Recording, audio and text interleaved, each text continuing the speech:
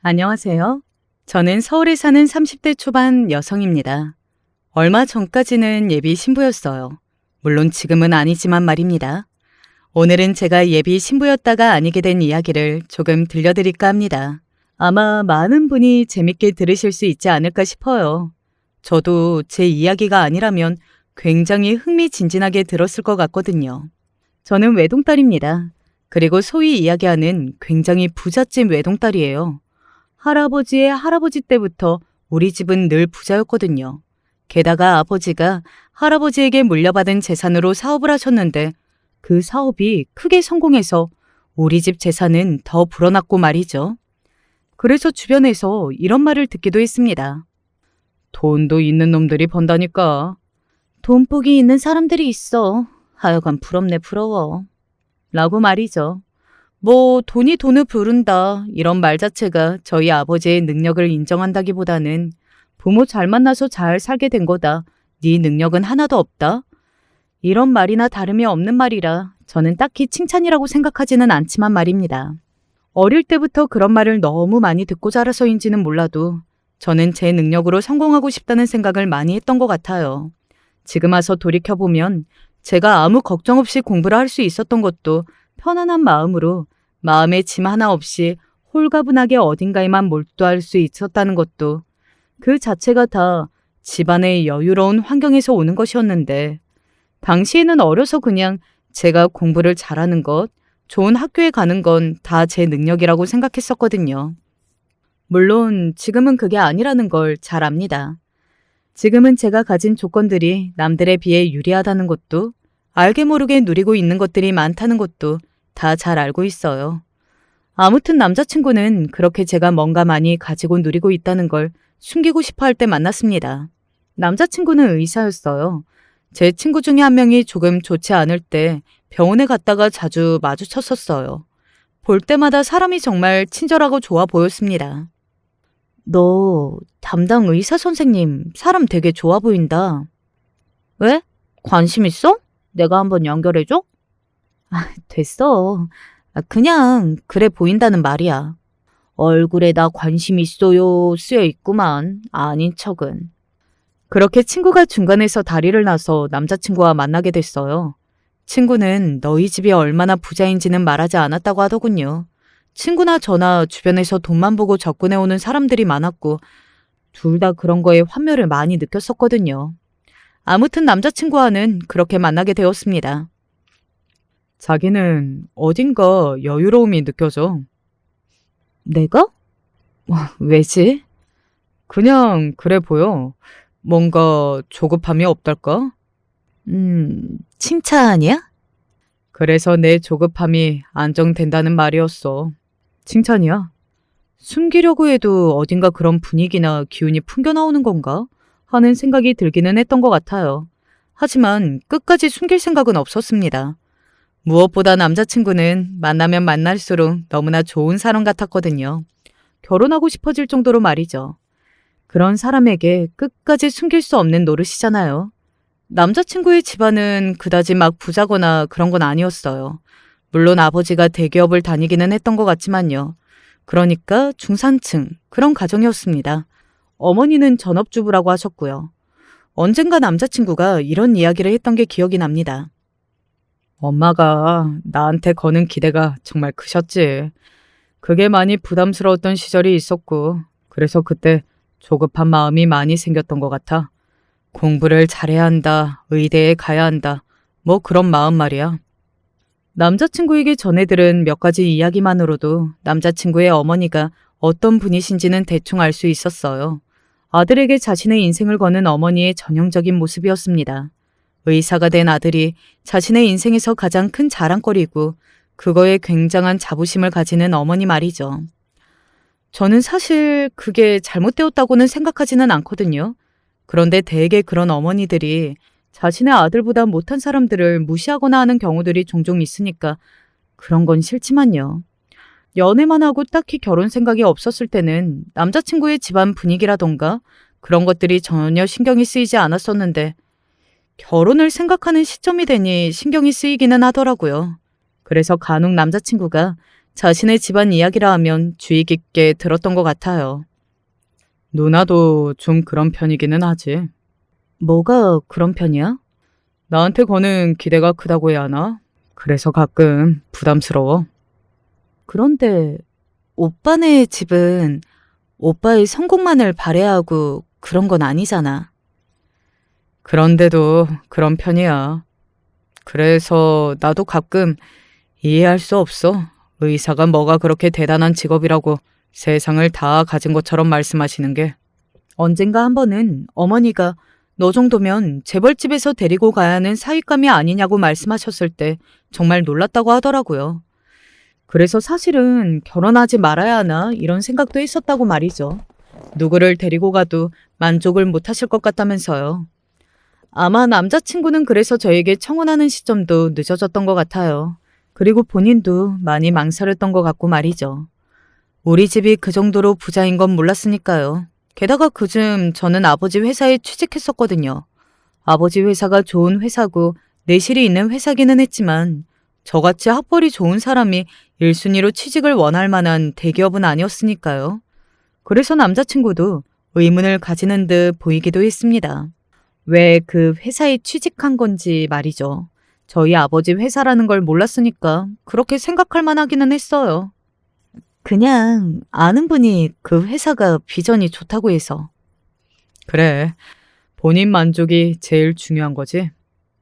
더 이상 묻지 않고 그렇게 지나갔지만 말입니다. 나중에 그 회사가 우리 아빠 회사고 그 회사를 물려받기 위해 공부를 하는 중이다 라는 말을 들으면 어떤 표정을 지을지 궁금했어요. 그리고 사실 걱정이 아예 안 되는 건 아니었습니다. 일부러 숨긴 건 아니었지만 그래도 본의 아니게 작게 거짓말을 계속하고 있었거든요. 기분 안 나빠할걸?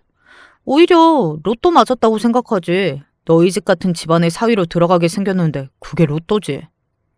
그래도 인간적으로는 조금이라도 서운할 수 있잖아. 걱정하지 마. 그런 감정은 잠깐이라니까? 아주 짧게 스쳐 지나가는. 그리고 어차피 곧 말할 생각이기도 했고 말이죠. 아무튼 남자친구는 저에게 청혼을 계속해서 망설이는 것 같았습니다. 저희가 만난 지 3년이 조금 지나고 나서야 어느 날 넌지시 저에게 묻더군요. 우리 집 같은 집이라도 괜찮겠어?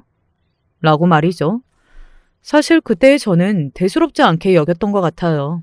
뭐 유난스러워봐야 얼마나 유난스럽겠어. 그런 생각을 했던 것 같습니다. 그렇게 가볍게 생각할 문제가 아니었는데 말입니다. 나는 오빠와 함께라면 이겨낼 수 있을 것 같은데 오빠는 아니야? 내가 걱정되고 미안해서 그렇지. 나도 너랑 함께면 괜찮아. 그렇게 저는 남자친구와 결혼을 약속하게 되었어요. 그리고 얼마 지나지 않아 저희 집으로 먼저 인사를 갔습니다. 그때 남자친구는 처음으로 저희 집이 그렇게 부자라는 사실을 알게 되었어요. 사실 저는 어느 정도는 알 걸로 생각하기는 했었거든요. 제가 하고 다니는 것들이 일반적인 가정 환경에서 하고 다닐 수 없는 것들이 많았으니까요. 하지만 남자친구는 꿈에도 몰랐던 것 같더라고요. 원래도 둔한 편이라고 생각하기는 했지만 저희 집을 보고 그 정도로 놀라는 남자친구를 보면서 정말 둔하기는 하구나 하는 생각을 했던 것 같습니다. 자기 집이 이러면 이렇다고 진작 이야기를 해주지. 선물 민망하게. 남자친구는 사온 과일 바구니와 한우 세트를 보고 기가 죽은 듯 말했어요. 저는 어쩐지 그 모습이 더 와닿았던 것 같습니다. 아니야. 오빠가 사온 거면 뭐든 좋아하실 거야. 정말? 그럼. 우리 엄마랑 아빠는 내가 평생 결혼 못할 줄 알았다니까? 이렇게 결혼하겠다고 남자를 데리고 온 것만으로도 기뻐하실 거야. 그건 사실이었습니다. 제가 원래 남자친구가 생겨도 한 번도 엄마와 아빠한테는 말한 적도 없었고 연애하는 걸 티를 냈던 적도 한 번도 없었거든요. 게다가 뉴스 같은 걸 보면서 요즘 남자는 믿을 수 없다는 등 이런 이야기를 자주 해댔던 탓에 저희 부모님은 막연히 제가 결혼을 하지 않을 수도 있다고 생각하시는 것 같더라고요.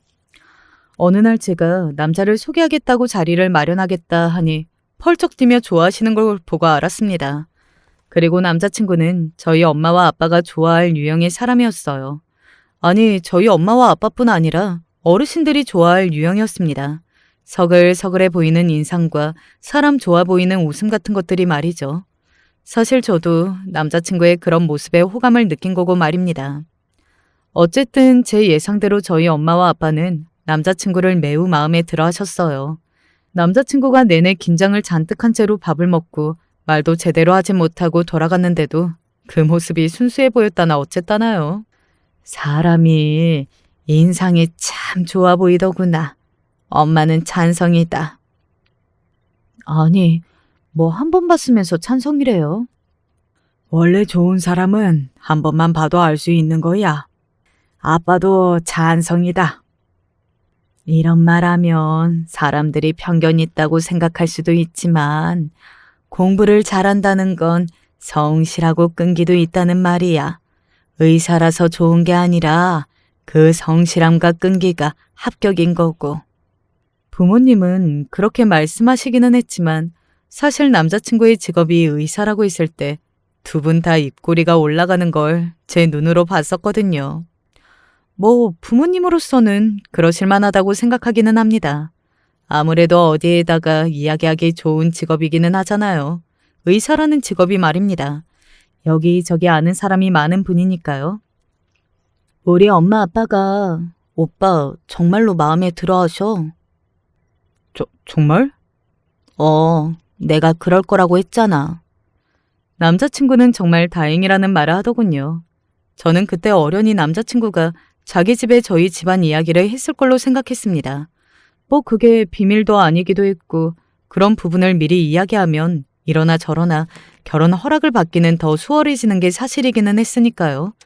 그래서 저는 인사를 하러 갈 때 정말 조금의 걱정도 하지 않았던 것 같아요. 남자친구가 저희 집안 이야기를 안 했을 거라고는 생각하지 못했습니다. 나이가 몇 살이라고 했죠? 32입니다. 저의 그 말에 남자친구 어머니의 인상이 확 찌푸려지는 걸 볼 수 있었어요. 첫인사를 하러 가서 처음으로 받은 질문이 나이에 관한 질문이었고 32이라고 하니 바로 사정없이 인상을 찌푸리시더군요. 아니, 여태 결혼 안 하고 뭐 했어요? 못한 건 아니고? 네? 정말 무례한 질문에 제가 헛걸 들었나 싶어서 그렇게 되물었던 것 같아요. 하지만 남자친구 어머니의 표정을 보고는 일부러 한 말이라는 걸 알 수 있었습니다. 정말 제 나이가 마음에 들지 않으신 듯 했거든요. 나는 손주를 많이 봤으면 좋겠어서 며느리 될 사람의 나이가 중요할 수밖에 없어요. 정말 좋게 생각하면 그럴 수도 있구나. 할 수도 있어요. 어쩔 수 없이 여자의 신체적 나이는 35이 넘으면 노산으로 분류가 되고 의학적으로 산모의 나이가 많으면 산모에게도 아이에게도 좋지 않다는 건 이미 과학적으로 증명이 된 사실이기는 하니까 말이죠. 하지만 그건 남자 또한 마찬가지긴 했습니다. 아빠도 나이가 많은 것보다는 젊은 게 아이에게 더 좋았거든요. 그리고 제 남자친구는 저보다 3살이 많은 35이었고 말이죠.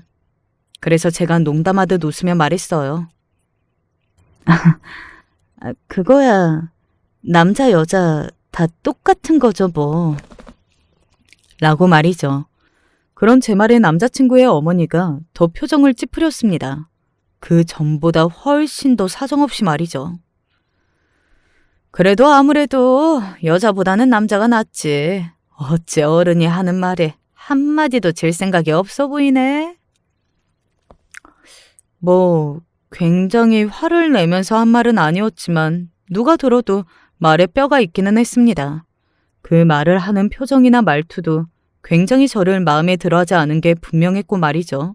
저는 그때까지만 하더라도 남자친구의 집안에서 저희 집안이 어떤 집안인지 알고 있을 걸로 생각했기 때문에 그냥 그런 조건들보다 제 나이가 많은 게 더 걸리시나 보다 하는 생각을 했던 것 같아요.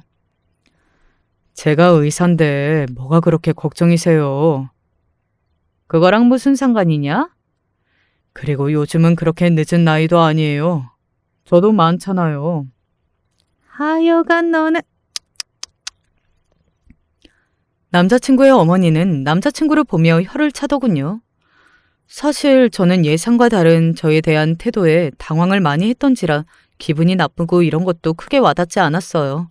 수월할 거라 생각했던 첫인사가 이렇게 흘러가고 있다는 것에 몹시 놀란 상태였거든요. 그래서 조용히 남자친구에게 물었습니다. 오빠, 부모님께 우리 집에 관해서 이야기했지? 어? 아니, 이야기 안 했는데? 저는 남자친구의 그 대답에 더 당황했던 것 같아요. 왜? 그리고 놀라서 되물었습니다. 너가 나한테 이야기를 그동안 안 해준 데에는 그럴 만한 이유가 있을 걸로 생각했거든. 그래서 그냥 안 했어. 네가 원하면 네가 하는 게 맞는 것 같아서. 참 바르고 성실하고 거짓이 없는 사람이라 남자친구를 좋아하기는 했지만 가끔 답답한 구석이 꽤 있기는 했었거든요. 그때도 그랬습니다. 제가 한숨을 쉬며 답답하다는 표정을 짓자 남자친구가 저에게 묻더군요. 왜? 오늘 내가 이야기할까? 아니야, 내가 할게. 그런데 남자친구가 저희 집안에 대해 이야기하지 않은 게 어떻게 보면 천운이었다고 할 수 있을 것 같네요. 제가 그 결혼에서 빠져나올 수 있었던 것도 다 남자친구가 이야기를 하지 않아서였으니까요. 만약에 모르고 결혼했다가 언젠가 크게 후회할 날이 왔을 거라고 믿어 의심치 않습니다. 밥 먹거라. 남자친구의 어머니가 퉁명스러운 말투로 그렇게 이야기했습니다. 그리고 간 부엌에서 저는 물론이고 남자친구도 당황할 수밖에 없었어요. 밥상이 손님을 맞이한다는 밥상이 아니었거든요. 물론 융숭한 대접을 바란 건 아니었습니다. 그런 기대를 아예 하지 않았다면 그건 거짓말이겠지만 그래도 집에 아들이 결혼할 여자를 데리고 오는데 평소에 먹던 콩나물국에 냉장고에서 방금 꺼낸 것 같은 반찬 대여섯까지는 정말 너무하지 않나요? 제가 대접받고 싶다 이런 걸 떠나 그건 기본적인 예의의 문제인 거잖아요. 저는 그때 생각했습니다. 아, 이분은 나를 허락할 마음이 추호도 없으시구나 하고 말이죠. 그 밥상을 보고 나니 제가 어느 집안 딸이고 우리 집에 얼마나 잘 살고 이런 말을 하는 것조차 부질없게 느껴지더군요. 사람을 이런 식으로 대접할 수 있는 사람들에게 말입니다. 아니, 어머니 이건... 남자친구도 엄청나게 당황했는지 말을 더듬으며 자신의 어머니를 향해 인상을 살짝 찌푸렸습니다. 남자친구의 어머니는 그런 남자친구를 보고서도 아무렇지 않은 얼굴로 저에게 되물었어요. 왜? 밥상이 마음에 안 드니? 아니, 그게 아니라. 아니면 됐다. 앉아서 먹지 않고 뭐하니? 내가 요즘 하도 정신이 없어서 따로 뭘 할 겨를이 없었다. 저는 표정이 구겨지려는 걸 정말 안간힘을 다해 참아내고는 그 식탁에 앉았습니다. 그때였어요. 누군가 집 안으로 들어오는 소리가 들렸습니다. 엄마, 나왔어. 그래 왔냐? 바빠서 오늘 못 올 것 같다더니. 일이 일찍 끝나서 오빠가 결혼할 여자를 데리고 온다는데 궁금해서 참을 수가 있나? 빨리 해결하고 왔지. 남자친구의 여동생이었습니다. 남자친구의 여동생은 공무원이었거든요. 한 번도 만난 적은 없지만 남자친구를 통해서 이야기를 많이 들어왔던지라 왜인지 만난 적이 있는 것 같은 기분이 들더군요. 안녕하세요. 네, 안녕하세요. 그렇게 웃으며 인사를 했습니다. 사실 그때는 남자친구의 어머니를 무슨 얼굴로 봐야 할지 잘 모르겠다던 상태였기 때문에 새로운 사람이 등장한 것이 반갑기까지 했어요. 이내 곧 그 생각을 접었지만 말입니다. 생각보다 별로 안 예쁜데?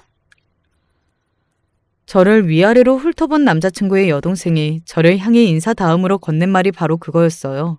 아니 그런 말을 듣고 그런 취급을 당하고 기분이 안 나쁠 수 있겠냐고요. 더구나 저는 태어나서 누군가에게 그런 노골적인 무시는 생전 처음 당해봤습니다. 제가 가진 조건들 덕에 늘 누군가에게 대접만 받았지 말입니다. 그래서 더 당황하고 삐걱거릴 수밖에 없기는 했어요. 야, 너는 처음 본 사람한테 그게 무슨... 아니, 오빠가 맨날 여자친구 이야기만 하면 예쁘다는 말을 했으니까 나는 정말로 얼마나 예쁜지가 제일 궁금했단 말이야. 그런데 뭐 별로 막 예쁘지도 않네. 그래, 네가 맨날 그랬는데 애가 조금 궁금해할 수도 있지. 너는 그런 걸로 동생한테 그러니? 둘이 아주 장단이 잘 맞더군요. 남자친구에게 전에 들었던 말에 의하면 남자친구의 어머니가 딸내미를 볼 때마다 잔소리하고 둘이 매일 싸운다고 있었는데 남에 대해서 안 좋은 험담이나 그런 짓을 할 때면 장단이 잘 맞는 건지 어떤 건지 둘은 아주 잘 맞아 보였습니다. 이제 밥 먹으려던 거야? 나는 아직 안 먹었는데. 남자친구의 여동생은 그렇게 이야기하며 부엌으로 얼른 들어가더군요. 그리고 전 봤습니다. 순간 몹시 당황한 그녀의 표정을 말입니다. 남자친구의 여동생이 보기에도 그 밥상은 정말 말이 안 되는 밥상이기는 했던 겁니다. 하지만 자기 엄마의 의도를 눈치를 챈 여동생이 이내 표정 관리를 하며 웃었습니다. 그러고는 말했어요. 다들 뭐해? 앉아서 먹어요. 맛있겠네. 라고 말이죠. 그쯤 되니 저는 그 상황이 재밌다는 착각마저 들 정도였습니다. 한편에 드라마를 보는 것 같다는 생각도 들었고 말이죠. 어디까지 하나 보자 하는 마음으로 식탁에 앉았습니다. 저의 그런 모습을 보고 오히려 당황하더군요. 남자친구의 여동생이 말이죠. 그렇게 식사했습니다. 밥을 먹는 동안은 서로 거의 말을 하지 않았어요. 남자친구는 표정에서 상당히 부끄러워하는 모습을 계속 보여줬고 남자친구의 여동생도 제가 아무 말 없이 밥을 먹으니 중간중간 제 눈치를 힐끔하고 보기는 하더라고요. 아마 그 식사는 제가 죽을 때까지 잊지 못할 식사 자리일 겁니다. 그렇게 식사를 마치고 대충 치웠어요. 사실 치울 것도 없었습니다. 반찬은 뚜껑만 닫으면 되었고 제가 먹은 밥그릇과 국그릇만 싱크대에 가져다 두면 되는 일이었어요. 제가 아무 표정 없이 자리에서 일어나 밥그릇과 국그릇을 싱크대에 담그니 남자친구의 어머니도 순간 민망한 듯한 표정을 짓기는 하더군요. 얘가 사온 과일 좀 네가 깎아봐라. 남자친구의 어머니가 자기 딸을 향해서 말했습니다. 제가 올 때 백화점에서 가장 비싸다는 과일 바구니를 사들고 왔었거든요. 그냥 보기에도 굉장히 비싸 보이는 그런 과일 바구니 말입니다. 와, 나 이렇게 어마어마한 과일 바구니는 생전 처음 보는데? 이거 얼마 줬어요? 엄청 비쌀 것 같이 생겼네? 쓸데없는데 돈 쓰는 것도 영 마음에 안 들고 저런 거 살 돈이면 고기가 몇 근인데. 사실 거기다 대고 바로 말하고 싶었어요. 그런 과일 바구니도 고기 몇 근도 저에게는 껌값이니 그런 걸로 혀를 차실 필요가 없다고 말이죠. 하지만 그때까지는 그래도 저는 남자친구와 결혼을 할 마음이 있었기 때문에 그런 말은 하지 않고 꾹 참았습니다. 그런데 직업이 뭐예요? 오빠한테 물었을 때는 그냥 회사 다닌다고 들었는데. 무슨 회사의 어떤 직종인 거예요? 깎은 과일 하나를 입으로 쏙 집어넣은 남자친구의 여동생이 저를 보고는 묻더군요. 저는 웃으며 제가 다니는 회사이자 저희 아버지의 회사인 그 회사 이름을 댔습니다. 그랬더니 순간 남자친구의 여동생의 표정이 싹 굳어지는 걸 볼 수 있었어요. 그건 남자친구의 어머니 또한 마찬가지였습니다. 대학 좋은 곳 나왔다고 하지 않았어요? 네, 아마 들으신 게 맞을 거예요. 저는 소위 우리나라에서 가장 좋다는 대학을 나왔었거든요. 보통 그런 대학을 나와서 회사에서 일한다고 하면 대기업을 생각하기 마련인데 제가 다니는 회사는 중견기업이니 그런 표정들을 지은 걸 겁니다. 그런데 왜 그런 회사를 간 거니? 그건... 제가 말을 하려 하는데 남자친구의 여동생이 말을 끊고 다시 물었습니다. 거기서 무슨 일 하는데요? 뭐 대기업 아니더라도 스카우트 받아서 간 거면 연봉이나 직급이 엄청 높을 수도 있는 거니까. 저는 저희 아버지 회사에서 비서를 하고 있었거든요. 그래서 일단 무슨 일을 하냐고 묻길래 그거부터 대답했습니다. 회장님 비서로 있어요. 순간 두 사람에게 정적이 흘렀어요. 몹시 놀라고 당황한 듯 보였습니다. 그리고 이내 남자친구의 어머니의 표정이 더없이 구겨졌어요. 아니 그건 구겨지다 못해 상당히 불쾌해 보이기까지 한 표정이었습니다. 비서? 방금 비서라고 했니? 갑자기 소리를 버럭 지르시더군요. 저는 순간적으로 너무 놀라서 무슨 말이 나오지도 않고 그냥 그런 남자친구 어머니를 향해 고개를 끄덕였습니다. 제가 고개를 끄덕이자 남자친구의 어머니는 작게 욕을 뱉는 것 같았어요. 남 커피나 타주고 골프 심부름이나 하는 그런 비서? 그런 비서를 말하는 거야, 지금? 비서라는 일에 대해 어른들이 가지고 있는 편견이라는 게 되게 그런 것이라는 것쯤은 알고 있기는 했습니다. 요즘 비서들은 굉장히 전문적이고 체계적으로 일을 한다는 걸 잘 모르는 사람이 많았어요. 그냥 높은 사람들 옆에 딱 붙어서 그 사람들 비위나 맞추고 스케줄이나 관리하는 사람들로 아는 경우가 대부분이었습니다. 그게 아니라 전반적으로 상사가 모든 일을 깔끔하게 할 수 있게 회사의 모든 상을 다 머릿속에 넣고 있어야 하는 굉장히 똑똑한 사람들이었는데 말입니다. 사실 제가 비서일로 일을 배우기 시작한 것도 회사가 돌아가는 전반적인 사항과 아빠가 일을 어떻게 하는지 바로 옆에서 보고 배우기 위해서 그 일부터 시작하게 된 거였거든요. 그리고 하면서 실제로 대단히 많이 도움이 되었고 함께 비서 일을 하는 분들을 존경하게 되었고 말입니다. 당장 나가라. 우리 집에서 당장 나가. 아니, 어머니 왜 이러세요? 내가 너를 어떻게 키웠는데 어떻게 의사를 만들어놨는데 남 시중이나 드는 저런 전한 직업 가진 애랑 결혼을 시켜? 전한 직업이라뇨? 남자친구가 놀라서 자신의 어머니에게 언성을 높였습니다. 그러자 남자친구의 여동생이 나섰어요. 자신의 오빠를 향해 눈을 부릅뜨면서 말입니다. 직업에 아무리 귀천이 없다지만 그래도 다르지. 오빠는 의사고 나는 공무원인데 옳게 될 사람 직업이 비서라고? 나도 싫어. 내가 결혼할 사람인데 네가 좋고 싫어서 뭐 할 건데? 어머, 이 오빠 말하는 것 봐. 당연히 오빠가 결혼하면 이제 한 가족이 되는 사이인데 싫을 수 있지. 아니, 지금 두 사람이 뭔가 대단히 잘못 알고 있는데 남자친구는 그 뒤에 저희 집안 이야기를 하려는 것 같았어요. 저는 재빨리 남자친구의 손목을 잡았습니다. 더 이야기하지 말라는 신호를 보낸 겁니다. 그리고 남자친구는 제 말을 알아들은 듯 했어요. 입을 꾹 다물었거든요. 비서에 대해 좋지 않은 편견이 있으실 수 있어요. 하지만 요즘 비서들은 달라요. 상사가 모든 일을 제대로 처리할 수 있게 옆에서 도우려면 회사의 모든 일을 제대로 알고 있어야 하고 그래서 다들 똑똑하고 엘리트인 분들입니다. 연봉도 많이 받으시고요. 천천히 제대로 설명했습니다. 사실 저도 화가 나지 않았다면 거짓말이지만 거기에 대고 똑같이 소리를 지르고 화를 내면서 그들에게 맞서고 싶지는 않았어요.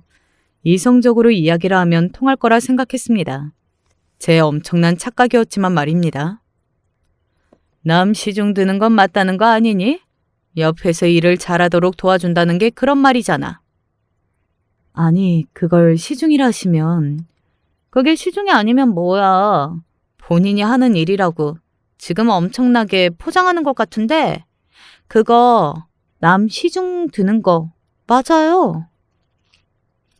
뭔 말이 통해야 설득이라는 것도 하죠.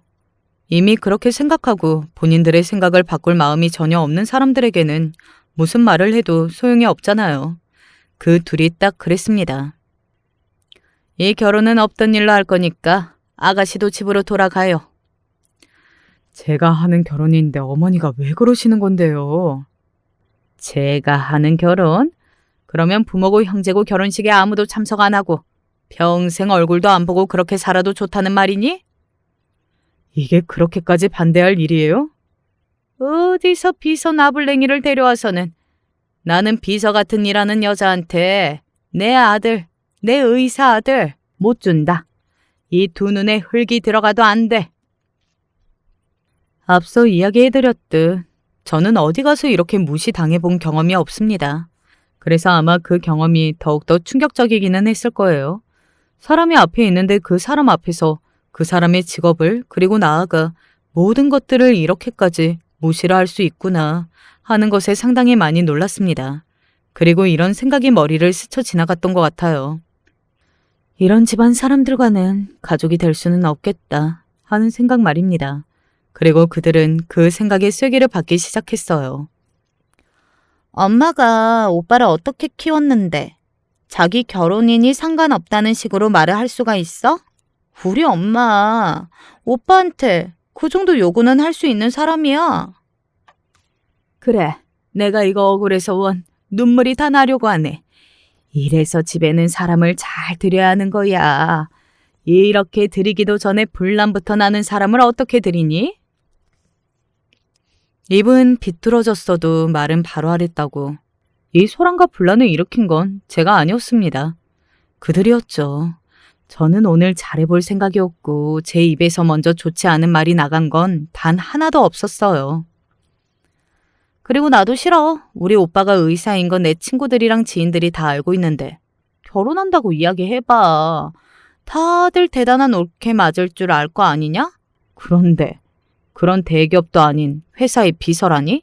쪽팔려서 어떻게 옳게 이야기를 하냐고. 나도 절대 싫어. 다들 그게 무슨 말도 안 되는 소리야. 비서를 누가 창피해. 내가 창피하다 내가. 됐냐? 안 된다고 했지? 절대 안 된다고. 그리고 그쪽도 이쯤 했으면 이만 나가요. 이런 꼴을 보고도 어떻게 거기에 서 있어?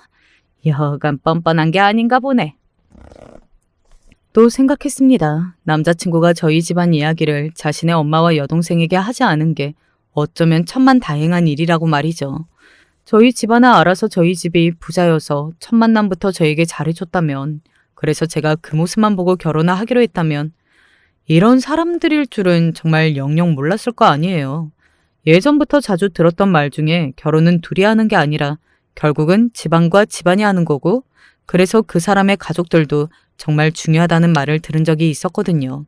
저는 그 말을 듣고 이렇게 대답했던 기억이 있습니다. 결혼은 두 사람이 하는 건데 두 사람만 좋으면 됐지. 가족이 무슨 상관이야. 나는 남편 될 사람이랑 사는 건데? 그런 제 말에 친구가 이렇게 대답했던 기억도 있네요. 그게 아니란다 친구야. 그 사람의 가족이 얼마나 중요한데.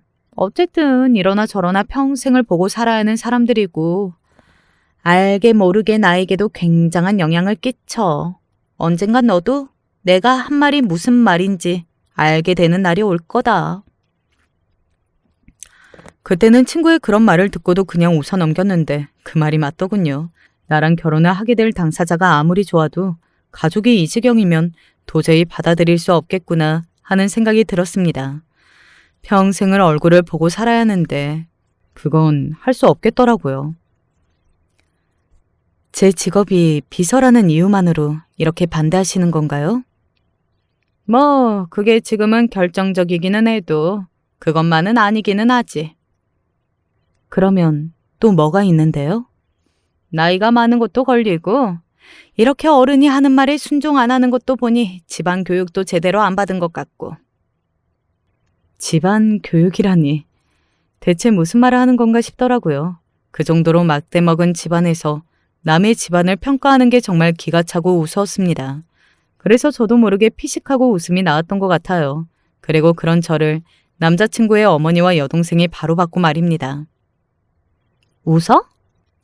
내가 하는 말이 우스워? 어디 어른 앞에서. 그런 두 사람을 보고 제가 진지한 얼굴로 말했어요. 아니, 두 분이 너무 한치 앞을 모르고 이러시는 게 웃겨서요. 조금 뒤에 제가 하는 말 이후로 태도가 바뀔 것도 그렇고. 저렇게 속물이고 노골적인 사람들이 제 집안 이야기를 들으면 어떤 표정을 할지 너무 궁금하더군요. 제가 무슨 말을 하는 건지 영문을 모르겠다는 얼굴로 바라보는 두 사람에게 또박또박 말을 해줬습니다. 제가 다니는 회사가, 그니까 제가 비서로 있는 회사가 저희 아버지가 운영하시는 회사거든요. 그래서 그 대학을 나하고도 대기업이 아닌 그 회사에서 일을 하는 거고요. 제 말에 두 사람은 제가 무슨 말을 하는지 모르겠다는 얼굴로 저를 바라보더군요. 그래서 다시 한번 말했습니다. 제가 모시고 있는 회장님이 저희 아버지시라고요. 그런 제 말에 남자친구의 어머니와 여동생의 눈이 더 커질 수 없을 만큼 크게 커졌습니다. 그리고는 입을 열었지만 말이 제대로 나오지 않는 듯 했어요. 심하게 더듬었거든요. 뭐라고? 아버지 회사? 네, 저희 아버지 회사요. 그러니까 그 회사를 운영하는 회장의 딸이라는 거예요? 그쪽이? 네, 회장 딸, 그게 저예요. 지금은 아버지 회사 물려받으려고 공부차 일하는 거고. 그제야 제가 무슨 이야기를 하는 건지 알아들은 듯 보였어요. 두 사람은 곧장 자기 아들이자 오빠인 제 남자친구에게 시선을 돌렸습니다. 제가 지금 뱉고 있는 이 말이 사실인지 확인을 하려는 몸짓이었어요. 그런 두 사람의 행동을 알아들은 남자친구가 가만히 고개를 끄덕이며 말했습니다. 맞아. 남자친구의 입에서 확답이 나오자마자 남자친구의 어머니와 여동생의 얼굴이 하얗게 질려가는 걸 바로 앞에서 봤습니다. 사람의 표정이 그 정도로 다이나믹하게 한순간에 그렇게도 달라질 수도 있구나 했던 것 같아요. 저는 그런 두 사람을 보고 말을 이어갔습니다. 뭐 어떻게 됐던 간에 저도 이 결혼은 못할 것 같네요. 두 분 같은 사람들과 한 가족이 되는 일은 없어야 할 것 같아요. 그렇게 이야기하고서는 남자친구를 바라봤습니다. 오빠, 미안해. 하지만 오빠도 오빠 어머님이랑 여동생을 봤으니까 이런 내 결정을 존중해주는 걸로 생각해. 나는 오빠랑 결혼 못할 것 같아. 남자친구 본인도 오늘 보고 들은 게 있으니 차마 저에게 더 말을 하지 못하고 고개를 푹 숙이더군요. 그 모습을 보고 마음이 살짝 아파져 오기는 했지만 그래도 저는 생각을 바꿀 마음이 없었습니다. 저는 이만 가볼게요. 그 과일 바구니 진짜 정말 비싼 거긴 하니까 맛있게 드시고요. 그렇게 말하고 그 집을 나오려고 하는데 다급한 목소리가 저를 붙잡더군요. 잠시만요. 그 목소리에 돌아봤습니다. 아니, 그런 건 진작에 말씀해 주시지. 왜요? 돈 많은 부잣집 딸이면 이야기가 달라져요? 저는 그게 더 싫은데. 아니, 우리 말은 그게 아니라. 뭐가 아닌데요? 오해라는 말은 하지 마세요. 제가 몇 번이나 말하고 하긴 했잖아요. 두 사람은 굉장히 낭패감이 가득한 얼굴로 서로를 마주보더니 다짜고짜 제 손목을 붙잡았습니다. 그러고는 우는 소리를 내며 징징거리기 시작했어요. 우리가 잘못했어. 미안해요. 아니, 오빠는 왜 진작 말을 안 해주고. 정말 죄송해요. 그 와중에도 미리 말해주지 않은 남자친구를 원망하는 듯한 그 말에 더 기가 찼습니다. 저는 그런 두 사람을 가만히 바라보다 말했어요. 결혼은 가족과 가족이 만나서 가족이 되는 거잖아요. 저는 아무리 생각해도 어머니랑 여동생 같은 분과는 한 가족이 될 수는 없을 것 같네요. 다른 조건 좋은 며느리분 잘 찾아보시고 그리고 찾게 되신다면 그 며느리분한테는 잘해주시고요. 저는 이만 가볼게요. 여기 있는 것도 싫어서요. 그렇게 이야기하고 저는 그곳에서 나왔습니다. 저를 잡으려는 듯 간절한 손길과 또 뒤에서 저를 부르는 목소리가 들려왔지만 돌아보지 않았어요. 뭔가 말끔히 정리되는 기분이었습니다. 남자친구가 너무 좋았지만 그래도 상황이 이 지경이 되니 한꺼번에 그 마음마저 정리가 되는 것 같더군요. 그리고 집으로 돌아와 저희 부모님에게 오늘 있었던 일에 대해 대충 설명했습니다. 오늘 제가 그 집에 인사를 가는 걸 알고 계셨기 때문에 이야기를 대충이라도 할 수밖에 없었어요. 제가 집에 들어가니 잔뜩 기대하는 눈으로 저를 바라보고 계셨거든요. 상황을 설명하자 부모님은 당연히 안 된다고 하셨습니다. 사람이 아무리 좋아도 그런 집안이랑은 안 엮이는 게 좋지.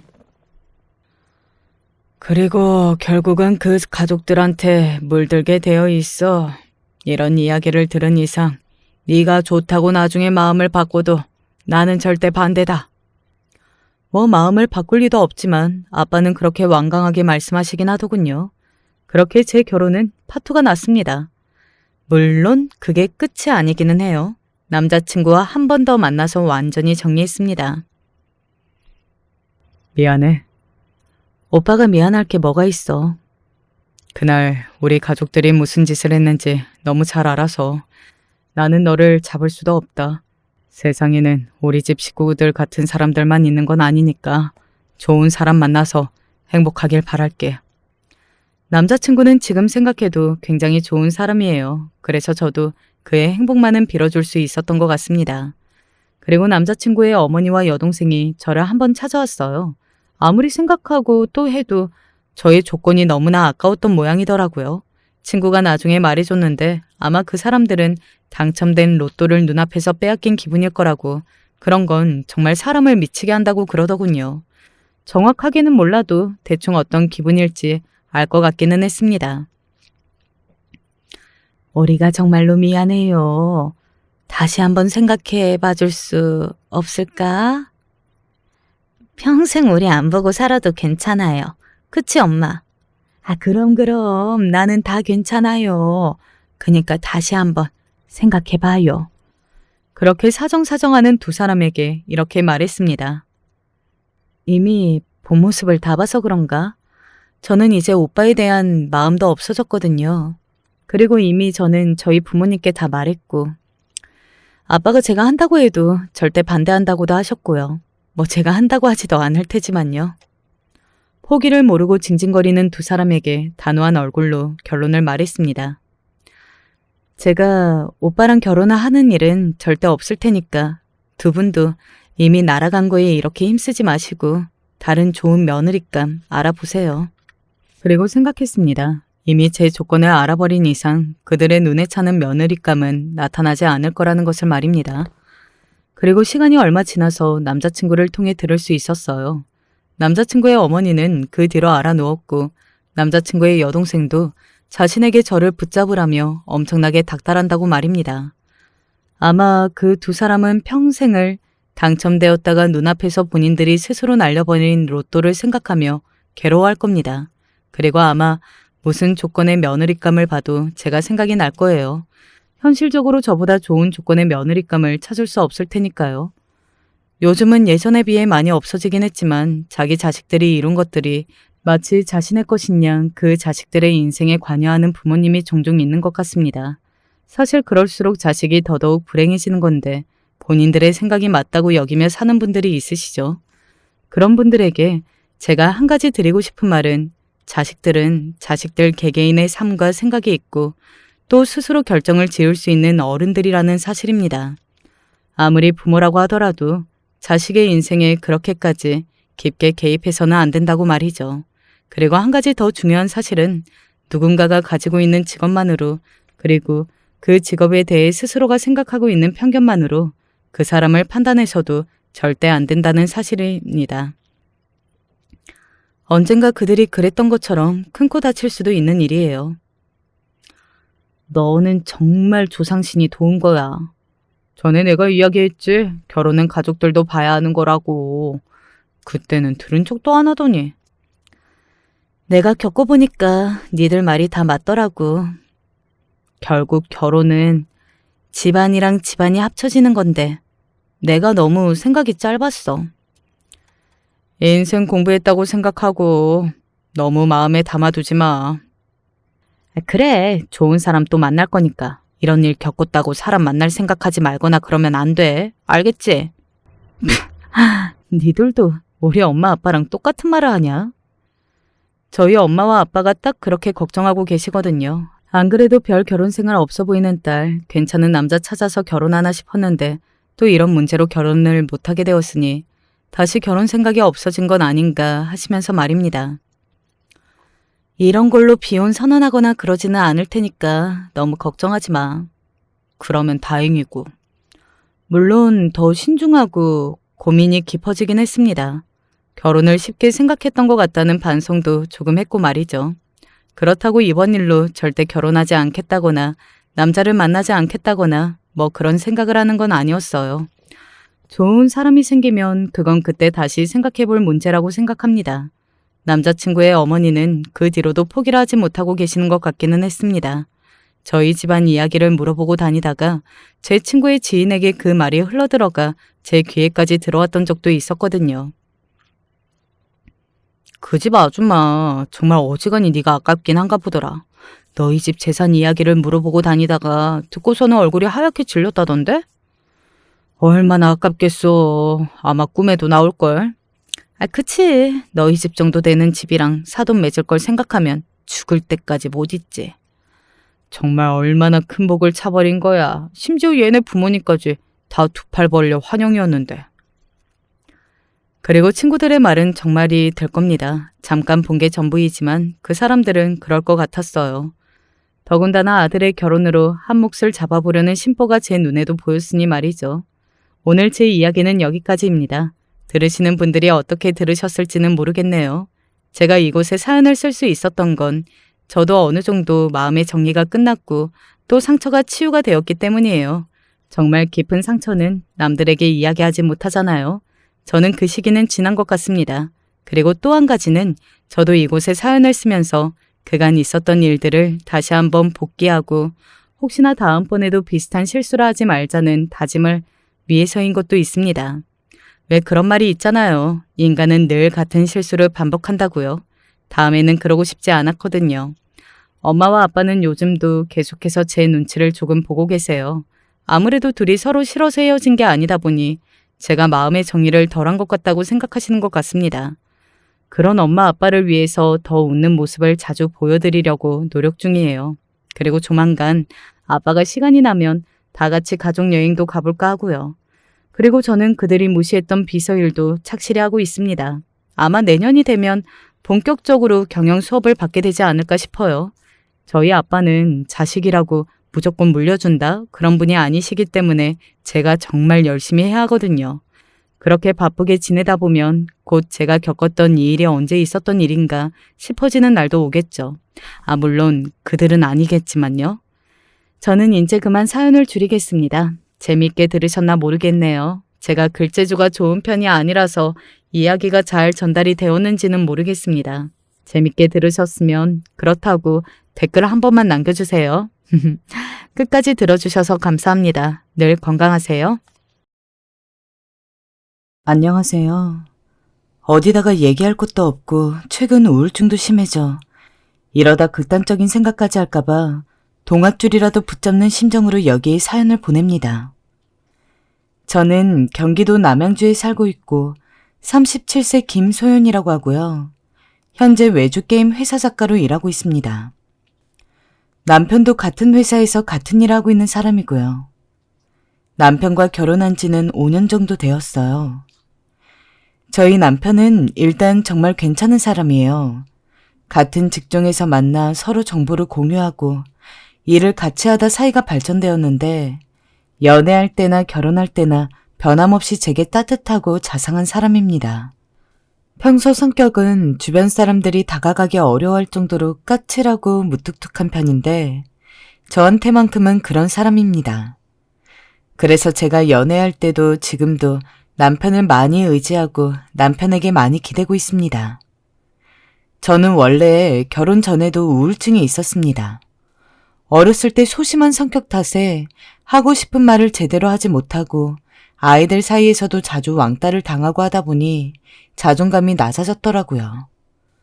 어른이 되어 사회생활을 시작해서도 지나친 직장 사람들의 눈치를 보고 동료가 제게 업무를 떠맡겨도 가만히 받고만 있고 그러다 보니 속으로 화가 나고 우울감이 생기더라고요.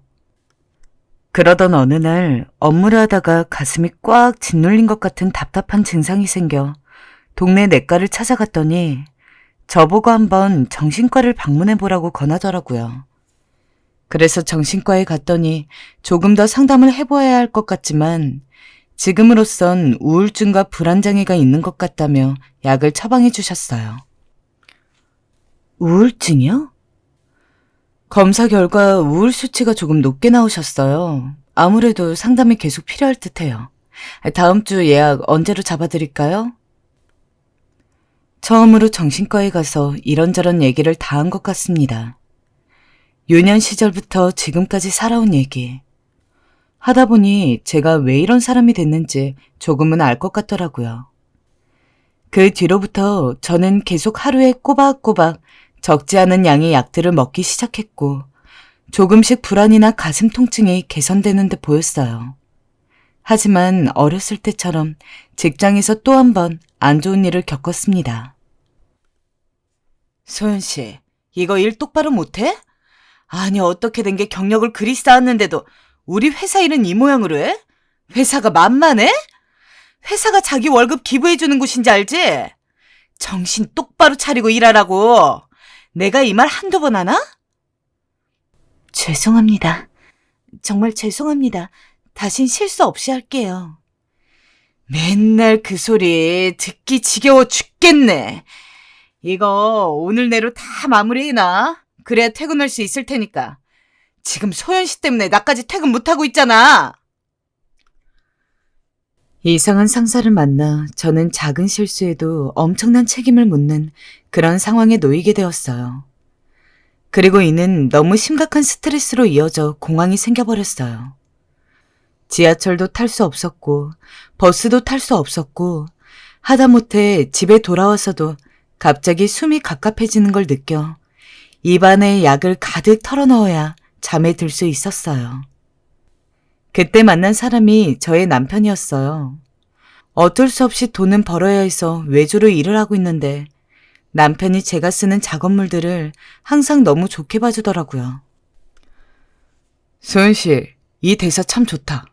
캐릭터 설정도 잘 잡았네요. 우리 유저들이 좋아하겠는데? 정말요? 저 그냥 기 살려주려고 하신 말이죠. 아니에요. 정말로 소연 씨 덕분에 우리 실적이 많이 올랐어요. 이번 달 소연 씨가 실적으로 1등인데 자신감 조금만 더 가져봐요. 정말 고생 많았어요. 남편은 제게 칭찬도 많이 해주었고 고생했단 말도 해주었어요. 그리고 제가 우울증과 공황 증세가 있다는 걸 털어놓았을 때 글 쓸 때 무리하지 말라면서 저를 많이 편안하게 만들어줬어요.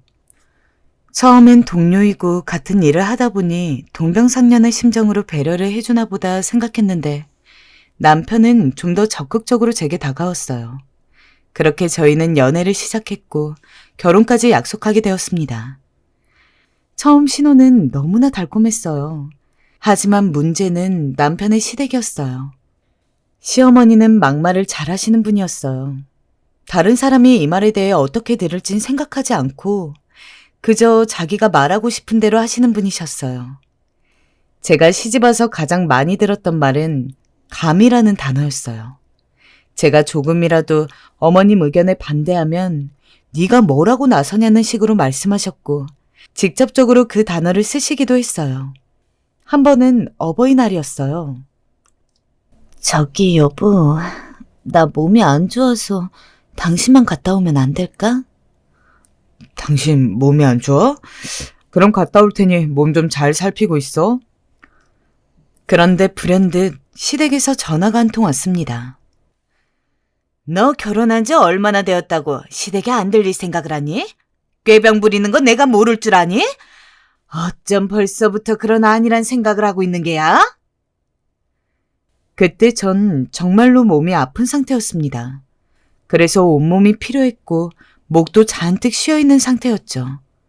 말하는 것조차 버거웠던 때 이런 소리를 듣고 있자니 더 몸이 아파오는 것 같았어요.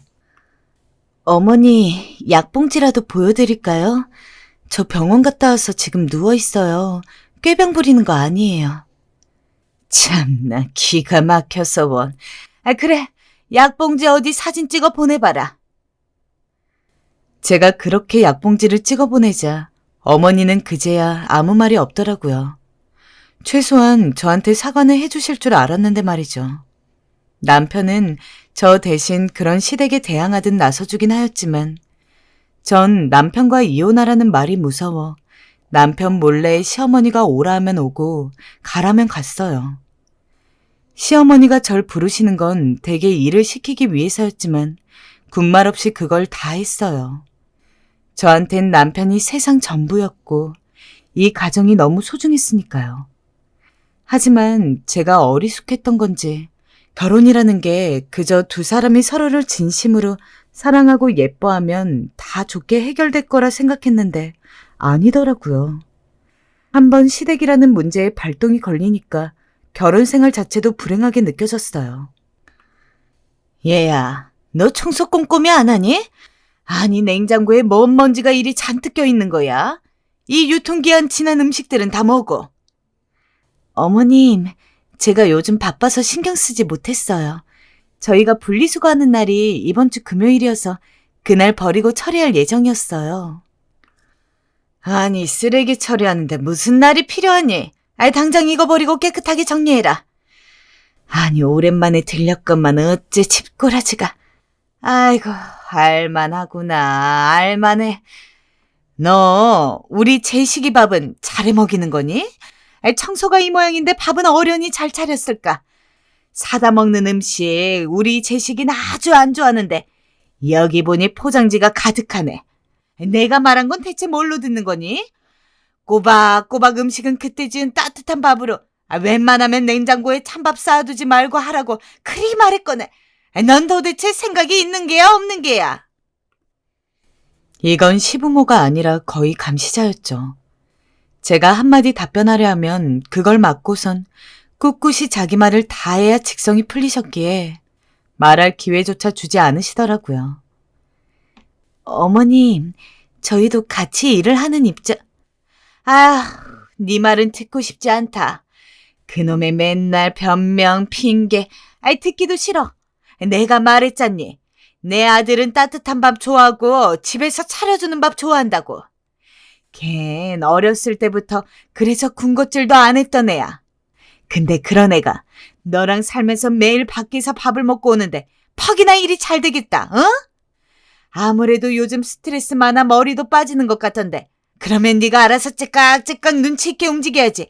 남편 뒷바라지는 제대로 못해줄 망정 음식을 사 먹고 댕겨? 어머님, 저는 일 안 하나요? 저도 일하는 사람이에요. 밥 같은 경우는 시간이 되면 차려 먹겠지만 요즘은 워낙에 둘 다 바쁘다 보니 밥 차릴 시간이 없었던 거예요. 차려 먹는 밥보다 사다 먹는 게 더 저렴하기도 하고요. 이것 보게 아주 꼬박꼬박 말대꾸를. 너 그 말대꾸 하는 거 어디서 배웠어? 어? 네 엄마가 그리 가르치든? 제게 삿대질하며 인간성의 바닥을 보여줬던 시어머니는 그날 잔뜩 훈계를 늘여놓다 집으로 돌아가셨습니다. 전 도저히 참지 못하고 남편에게 울면서 오늘 있었던 일을 털어놓았어요. 뭐? 엄마가 그런 말을 했다고? 알겠어. 내가 엄마한테 말해서 다신 그런 말 하지 말도록 할게.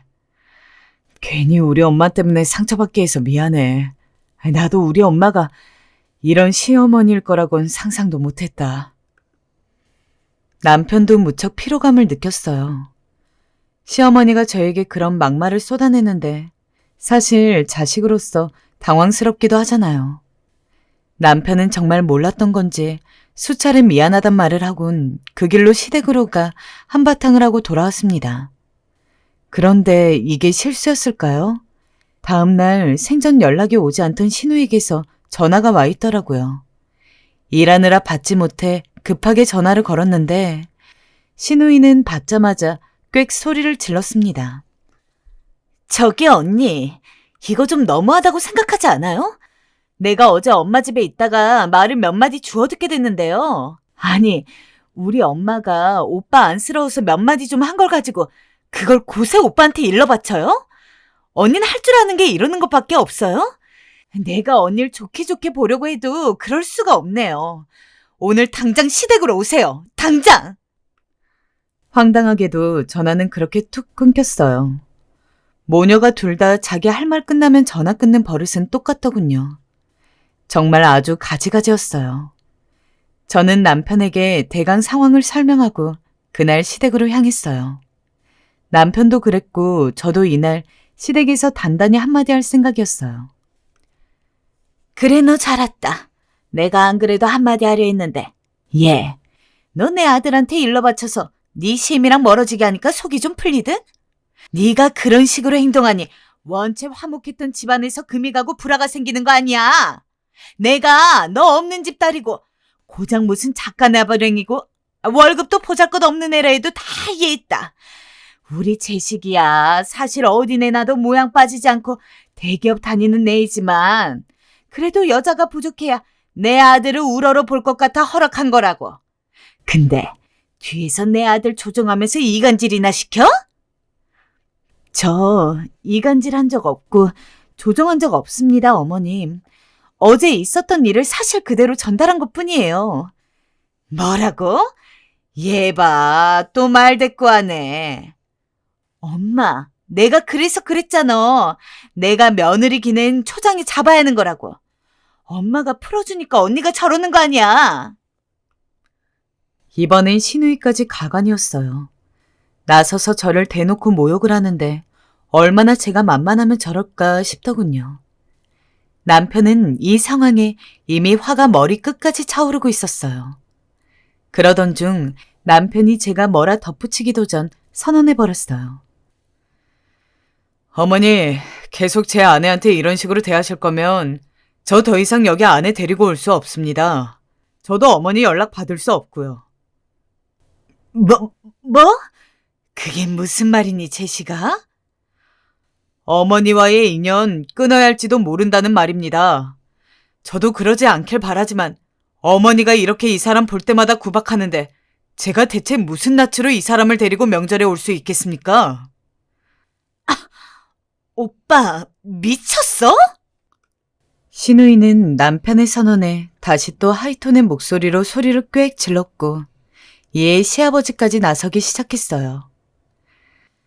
아니, 네 엄마가 무슨 잘못된 말 한 것도 아니고 며느리 교육 좀 시킨 건데 그걸 가지고 이리 부모한테 막 굴러?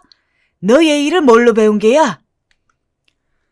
결국 저도 남편도 시어머니 시아버지에게 인사를 드리곤 그 길로 나와버렸어요.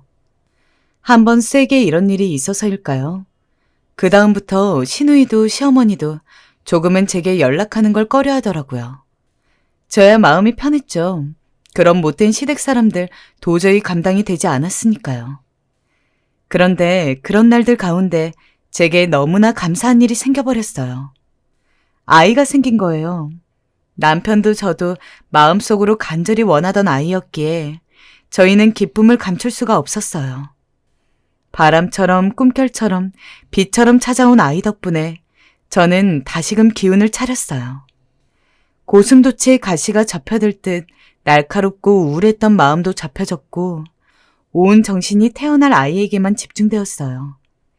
길을 가다가 조그마한 아이 신발이나 진열대에 걸려있는 아기 옷만 봐도 저절로 미소가 지어졌고 우리 아기에게 입힐 생각하니 마음이 솜사탕처럼 따뜻하게 부풀어 올랐어요. 남편은 아이가 생긴 것도 기뻐했지만 제가 다시 행복해하는 모습을 보고 본인이 더 안도했고 행복해했어요. 저희는 그렇게 세상에 다시 누리지 못할 기쁨을 만끽하며 다시 안정된 결혼 생활을 이어가고 있었죠. 하지만 하루하루 흘러가던 와중 공고하다고 생각했던 모든 세상이 하루아침에 무너져 버렸습니다. 아이가 유산된 거였어요. 여보, 어떡해?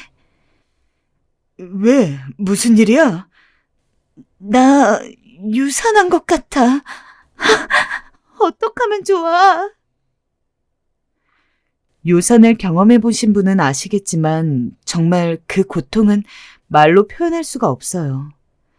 단순히 고통이라고 표현할 수가 없는 고통이에요. 너무나 공허해서 그 어떤 것도 제 마음을 채울 수가 없죠. 그저 하루 종일 벽만 보고 멍하니 앉아있게 되고 그 어떤 것도 들리지가 않아요. 또 저는 실제로 몸이 많이 아팠어요. 소피 수술하고 난 후 별로 통증을 못 느끼시는 분들도 있지만 보통은 유산도 출산한 것처럼 몸이 아프다고 해요. 그래서 몸조리를 잘 해줘야 하죠. 저 역시 스트레스가 커 위에까지 토해낼 정도로 힘들어 엄마가 지어주신 보약을 먹곤 했는데요. 그런데 더 힘들었던 건 시댁의 반응이었어요. 갑자기 시어머니께서 제게 시아버지의 생일에 친구분들이 놀러 오신다며 저보고 생일상을 차리라 전화가 오신 겁니다. 생일상이요? 그래, 네 손이 필요하구나. 네가 와서 좀 도와줘야겠다. 시부모님의 댁은 여기서 1시간은 걸려서 가야 하는 곳이었어요. 그분들은 그걸 뻔히 알면서도 저에게 전화가 온 것이었죠. 다른 때였으면 그냥 군말 없이 갔겠지만 저는 시어머니께 제가 처한 상황을 말씀드리며 못 간다고 했어요. 그런데 시어머니가 제게 이렇게 말씀하시는 겁니다. 뭐? 1년에 한 번밖에 없는 시아버지 생일상인데 네가 이걸 도와주지 않으면 누가 하니? 잠시만 있다 가면 되는 것을. 그것도 택시 타면 요 근방인 것을 말이야. 어머님, 저 유산하고서 지금 몸조리 중인 거 아시잖아요. 그런데 다음 말을 들은 순간 전 너무 기가 막혀 말도 나오지 않았습니다. 아니, 애 낳은 것도 아니고 고작 유산 한 번 한 것 가지고 그리 수선을 떨어야 하는 게냐? 며칠 집에서 좀 쉬다가 나오면 되지. 너 그 정도로 아프다 하면 아주 대한민국 여자들은 다 죽겠다 죽겠어. 그분들의 행동과 말이 너무 비상식적이라 저는 그냥 너무 얼떨해졌고 곧바로 전화를 끊어버렸습니다. 근데 엄마가 전화기 넘어 들려오는 시어머니 목소리를 들었는지 아니 미친 노인네 아니냐며 난리가 난 거예요. 엄마는 저보다 더 울면서 이 일을 속상해하셨고 저도 마음이 너무 좋지 않았어요. 그리고 막 퇴근한 남편에게 이 일을 말했습니다. 그랬더니 남편은 불같이 화를 내며 시댁에 곧바로 전화를 걸었습니다. 아니 가뜩이나 애도 힘든데 거기다가 무슨 얼어 죽을 생일상이에요? 다른 며느리 시키면 되잖아요. 아버지 매일 용돈 주시는 며느리들 있잖아요. 그 며느리들 다 어디 가고 소연이를 찾아요? 정말 나이 먹고 왜 그러세요? 채통 좀 지키면서 사세요. 제발 좀요. 너 말이면 다냐? 내가 무슨 하루 종일 상차리래? 좀만 있다 가라고 했잖아. 이놈의 자식이 기어났더니 애비한테 하는 말버릇하고는. 내가 니놈 이런 말 들으려고 젊었을 적에 허리 부러져라 일한 줄 알아? 남편은 원래도 아버지와 사이가 좋지 않았습니다. 어렸을 때 시아버지께서 남편이 조금만 뭘 잘못해도 그렇게 손찌검을 했다고 해요. 구둣발로 몽둥이로 손에 잡히는 대로 때렸고 남편은 시아버지를 피하기 위해 변소의 산속에 숨어 있었다 해요. 그리고 그런 아버지가 너무 싫어 자기는 절대 저런 부모가 안 될 거라고 생각했다 해요. 그 일은 남편에게 깊은 상처가 되었고 그래서 남편은 지금까지도 시아버지와는 대면대면했던 사이였습니다. 그런데 제 일이 겹치니까 남편이 더 폭발한 거예요. 남편은 한 번만 더 제게 생일상 차리라는 전화하시면 연을 끊을 거라는 엄포를 놓곤 전화를 끊었어요. 두 사람이 고성을 높이니 옆에서 저는 상황이 너무 극단적으로 흘러간 건 아닐까 걱정도 되고 불안해졌어요. 하지만 그땐 저 역시 마음도 몸도 만신창이었던지라 신경 쓸 수 있는 기운도 없었습니다. 그래서 그냥 어두운 방 안으로 들어가 남편의 위로도 귓등으로 흘러넘긴 채 그저 몸을 웅크리고 잠에 들었습니다. 그날 이후에도 저는 정신과 약만 먹으며 하루하루 연명하듯 시간을 보냈습니다. 남편은 그런 제게 뭐든 해주려고 했어요. 예쁜 옷도 사주려 하고 드라이브를 하며 꽃구경도 다니고 연애할 때 갔던 바닷가도 다시 갔어요. 저는 그곳에서 시원한 바람도 느끼고 예쁜 꽃들도 보면서 우울감과 피로감을 잊어갔어요. 그리고 그 온기 속에서 다시금 상처가 회복되어 가는 걸 느꼈어요. 덕분에 무사히 우울함을 딛고 일어날 수 있었어요. 그러던 어느 날 모든 게 괜찮아졌다고 생각할 때쯤 천사가 또 찾아왔어요. 저번에 고통이 너무나 컸기에 이번엔 건강한 천사이길 바랬어요. 유산이 2개월에서 3개월 안에 일어난다는 걸 알고 있었기에 커피도 손에 대지 않고 조금이라도 무리가 가는 운동도 하지 않고 수시로 임신 테스트기와 열 체크를 하며 아이를 지키기 위해 할 수 있는 한 모든 애를 썼어요. 남편도 마찬가지였어요. 제게 모든 게 잘 될 테니 불안해하지 말라며 절 안심시켰고 혹여라도 제가 불안해할까봐 밤마다 저를 꼭 껴안고 잠들어줬어요. 정말 온 가족이 모두 힘을 합쳐 태어날 생명을 지키려는 느낌이었습니다. 전 유산이라는 두려움에서 벗어나 조금씩 안정감을 찾아갔고요. 하지만 저희 시댁은 제가 두 번째 애를 가졌다는 소식에도 축하한다는 한마디 말만 툭 내뱉을 뿐 시큰둥한 반응을 보였어요. 그러던 중 신우이가 제게 전화가 걸려왔더군요. 언니, 언니도 아시다시피 우리 집이 언니랑 지금 감정이 별로 좋지 않잖아요? 이해하세요. 오빠도 언니 편만 들고 그러니 엄마가 화날 만도 하죠. 아빠도 저번 생일상 안 차려준 일로 단단히 화가 나 계시고요. 이럴 때 언니가 좀 현명하게 대처해주면 좋지 않겠어요? 그래서 말인데 2주 후에 김장김치를 담가요. 그날 와요. 저도 올 거고 집안 식구들 다 오는 자리니 언니도 참석하는 게 좋겠어요. 솔직히 잘못 들었나 했습니다. 김장김치요? 아가씨 무리일 것 같은데요. 아무래도 임신 초기이고 한번 유산 경험이 있어 조심해야 할 듯 싶어요. 대신 김칫값 넉넉히 보내고 남편 보낼게요. 고생시켜서 미안해요. 여기까지가 제가 할 수 있는 선이라 생각했습니다. 조심하고 또 조심하고 있었던 시기에 시부모님도 당연히 이해해 주리라 믿었고요. 그런데 제 말이 끝나자마자 갑자기 시어머니 목소리가 들리더군요. 예, 너 우리 집안이라 한번 틀어진 이후로 영 집안 행사인 고개를 안 비추는 거 알고 있니? 이럴 때 와서 도와주고 그래야 그나마 미움 덜 받는 며느리 되는 거 아니겠어? 근데 전번날에도 그러더만 꼭 유산 핑계를 대면서 이래야 하는 거냐? 아, 넌 정말 시애미를 뭘로 보는 거야? 네 시아버지 너에게 화 많이 났다. 근데도 이런 일을 만들고 싶은 게야? 왜 넌 갈등을 못 만들어 안달이니? 어머님, 죄송하지만 제가 갈등을 만드는 게 아니고요. 이 시기에 무리하게 김장 같은 거 하면 혹시나 또 유산될까 봐 조심하는 거예요. 이게 잘못된 건가요? 그래, 너 잘났다. 아, 네 마음대로 해라. 어디 우리가 하라는 대로 네가 어디 쉽게 따라본 적 있는 애니? 유산 경험이 있는 걸 알고 조심하고 있단 걸 알면서도 뒤이어 하신 말씀은 상식적으로 납득이 가질 않더라고요. 참, 이런 말 못하지만 정말 그분들은 어른이라 할 수 없는 분들이었죠. 하지만 전 일부러 아무에게도 알리지 않고 그냥 저희의 아이에게만 집중했어요. 물론 화가 났고 인간적인 감정으론 시댁의 당장이라도 쳐들어가 소리를 지르고 싶은 마음이었지만 이 목소리를 듣고 있을 아이에게 좋지 않을 것 같다는 생각이 들어 미움도 잠시 내려놓기로 했습니다. 그리고 3달이 거의 다 되어갈 무렵 저는 조금 안심을 했습니다. 하지만 제겐 왜 늘 이런 일만 찾아오는 걸까요? 세상 가장 들뜬 저희에게 너무도 충격적인 일이 생기고 말았어요. 그날은 갑자기 소나기가 미친 듯이 퍼붓듯 오는 날이었어요. 오랜만에 동네 마트로 장을 보기 위해 외출을 한 날이었어요. 장을 보고 돌아오는 길에 횡단보도 앞에 서 있었는데 외제차 한 대가 이쪽으로 오더군요. 마침 신호등이 초록색으로 바뀌었어요. 저는 당연히 횡단보도를 건넜고요. 그런데 차는 횡단보도를 걷는 절 못 본 건지 속도를 줄이지 않고 그대로 달려오더군요. 저는 너무 놀라 손에 있던 짐을 떨어뜨렸고 바닥으로 엎어졌습니다.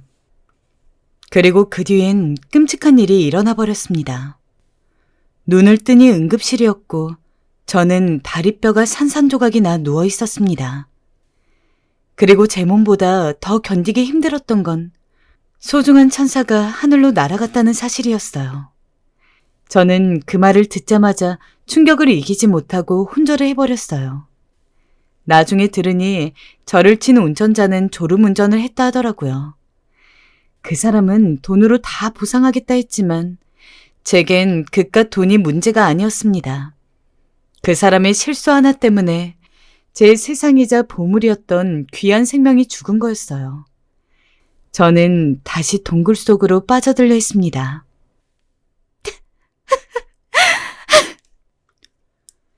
저는 매일을 눈물로 보냈어요. 다리뼈도 붓고 외상은 모두 치유되었지만 보이지 않는 마음은 치유되지 못했어요. 남편도 엄마도 옆에서 절 돌봐주며 괜찮다고 위로해 주었지만 와닿지가 않았어요. 마치 세상이 절 작정하고 몰아내려는 듯 보였어요. 전 거기에 어쩔 수 없이 허우적거려야 하고요. 도저히 정신을 차리고 싶어도 차릴 수 없는 나날이었습니다. 그 와중에도 시어머니와 시아버지는 병문안이라는 명목으로 병원을 오긴 했지만 고개만 빼꼼 내밀곤 괜찮냐는 인사 몇 마디 하더니 사라져버리셨어요. 하지만 차라리 그렇게 가셨으면 좋았을걸. 저는 복도로 잠시 나간 사이 시어머니와 시아버지가 나눈 대화를 듣고야 말았습니다. 아니, 운전자가 졸음운전을 했다고요? 아이, 겉보다 걔는 왜 대체 그 밤에 외출한 거래요? 우리한텐 김장김치도 못 담그러 온다고 하더니 산책하다가 그 지경이 된 거 아니에요. 그러니 조심 좀 하지. 아유, 칠칠치 못하게. 아유, 당신 목소리 좀 낮춰. 누가 듣겠어. 들으라 해요. 아니, 우리 손주 잃은 것도 화딱지나 죽겠는데 내가 못할 말이 어딨어요? 시어머니의 날카로운 목소리가 째지듯 울려 퍼지는데 그만 그때 시어머니와 제 눈이 공중에서 마주치고 말았어요. 시어머니는 못 볼 걸 본 듯 허둥지둥거리셨고 시아버지 얼굴도 새하얘지셨어요. 그런데 저만 그 얘기를 들은 건 아닌 모양이에요. 뒤에서 듣고 있던 엄마가 시어머니에게가 머리채를 휘어잡아버리신 거죠. 뭐라고? 이 여편네가 말이면 단줄 알아? 칠칠치 못하다고? 당신 그게 지금 우리 애한테 할 말이야? 놓고 얘기해요. 놓고. 병원 복도가 순식간에 아수라장이 되어버렸어요. 엄마는 화를 주체하지 못하셨고 시어머니는 놔달라고 울고불고 난리였습니다. 병원 직원들이와 엄마를 말린 끝에 겨우 싸움이 끝났는데요. 그 와중에도 시어머니는 씩씩거리면서 저희 엄마에게 입에 담지 못할 욕설을 퍼붓고 계셨고 뒤이어 이 모든 사실을 알게 된 남편은 완전히 인연을 끊겠다 선언했습니다. 그리고 몇 달 정도 쉬면서 몸을 회복했을 때 갑자기 시어머니가 저희 집을 찾아와 무릎을 꿇고 제 바짓가랑이를 붙잡았습니다. 그리고선 얘야, 이놈이 정말 우리랑 인연을 끊을 모양이다. 내가 사과하마. 그러니 마음 풀고 제발 좀 용서해다오. 시어머니께서 저한테 그렇게까지 울며 사과를 한 적은 처음이었어요. 저도 막상 눈물을 보자 마음이 약해진 것도 사실이었고요. 시어머니는 그날 이후에도 남편이 없을 때마다 저희 집을 방문하셔선 없던 일로 해달라고 졸라댔습니다. 어머니, 제발 이러지 마세요. 왜 못할 말 다 내뱉으시고 지금 와서 이러시는 거예요? 용서는 바라지도 않으마. 그냥 내 아들 얼굴만 보고 살게 해다오. 시어머니의 끈질긴 부탁은 반년 넘게 이어졌고 결국 저는 항복하다시피 남편에게 이제 그만하자는 메시지를 전달했습니다. 나도 화가 안 풀린 건 아니지만 나중에 우리 아이가 태어나면 어쨌든 할머니 할아버지 될 사람들이니 표면적으로라도 그냥 1년에 한두 번만 얼굴 보면 지내자. 제 말에 남편은 한숨을 푹 쉬었고 저에게 미안하단 말을 하며 고개를 끄덕거렸습니다. 그렇게 남편과 시어머니의 관계가 간신히 봉합이 되었을 무렵일까요? 네, 어머니. 아가, 잤니? 시어머니는 오랜만에 전화를 걸어 다정한 목소리로 제게 말하시더라고요. 웬일로 전화를 했을까 싶었는데 그 순간 달력에 봤던 한 글자가 떠올랐습니다. 불길한 예감이 스물스물 올라왔죠. 아니요, 좀 쉬고 있었어요. 몸은 좀 어떠니? 몸은 다 나아서 괜찮아요. 그래, 상심이 클 텐데 몸조리 해야지. 그렇게 말씀해 주셔서 감사해요. 언제 한번 찾아뵐게요. 그래, 더 좋은 일이 있으니까 너무 신경 쓰지 마. 하나님이 더 좋은 선물을 주려고 그러신 게야. 그런데 내일이 내 생일인 건 알지? 그래서 집으로 사람들을 좀 불러야 할 것 같은데 나 혼자 이 많은 음식을 도저히 못하겠구나. 내가 몇 년 전에 허리 수술 받았잖니. 네가 혹시 좀 도와줄 순 없겠니? 너 힘들까 봐 딸도 불렀어.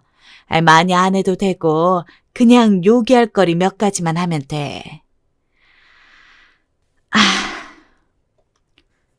저도 모르게 한숨을 내뿜어 버렸어요. 참으려 했는데 어떤 한계점을 넘은 느낌이었습니다. 저는 일단 알았다 대답하고 전화를 끊었어요.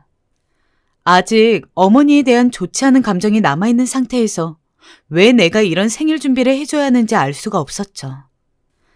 허나 계속 문자며 전화며 졸라대는 시어머니를 어찌할 수가 없어 집에서 음식을 만들어 가겠다 했죠. 저는 정말로 부엌에가 음식을 하나하나 만들기 시작했습니다. 김치찌개, 계란말이, 샐러드, 양념게장, 햄 야채볶음, 잡채 갈비찜. 여기까지만 음식을 만드는데도 아침부터 밤까지 걸리더라고요. 나중엔 손이 저려 파스를 부쳐야 할 지경이었습니다.